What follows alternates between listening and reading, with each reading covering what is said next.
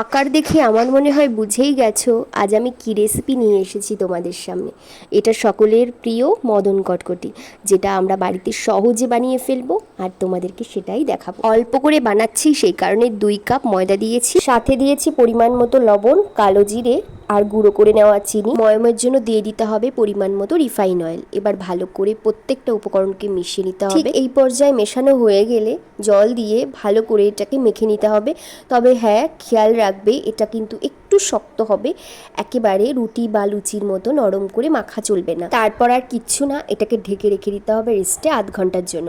এবার 8 ঘন্টার পরে ফিরে এসে এটাকে 4টে ডো বানিয়ে নিয়েছি। 2 কাপ ময়দায় মিডিয়াম সাইজের 4টে ডো হবে। 4টে লিচির থেকে একটা লিচি নিয়ে আমি হালকা হাতে এভাবে বেলে নেব। তোমরা এখানে ভালো করে লক্ষ্য করো, আমি কিন্তু খুব হালকা হাতে বেলছি। আর বেলাটা একটু মোটা করে বেলতে হবে, বেশি রুটির মতো পাতলা করে বেলা যাবে না। তারপর নিজেদের ইচ্ছে খুশি মতন একটা সাইজ দিয়ে নাও। আমি মিডিয়াম একটা সাইজ দিচ্ছি, না ছোট না বড়।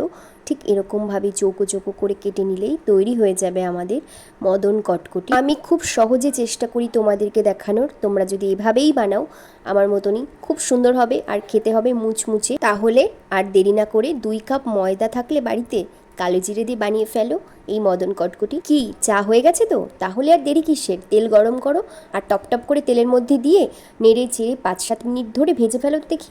দেখো কালার তো এসে গেছে। আর না তেলে রেখে টপ করে তুলে ফেলো তো দেখি। যারা যারা দেখলে ভিডিওটা কমেন্টে জানিয়ে যেও এর আওয়াজটা কেমন লাগলো, মুচমুচে নাকি একদম ফিকে ফিকে। আজ তবে আসি, আবার আসবো।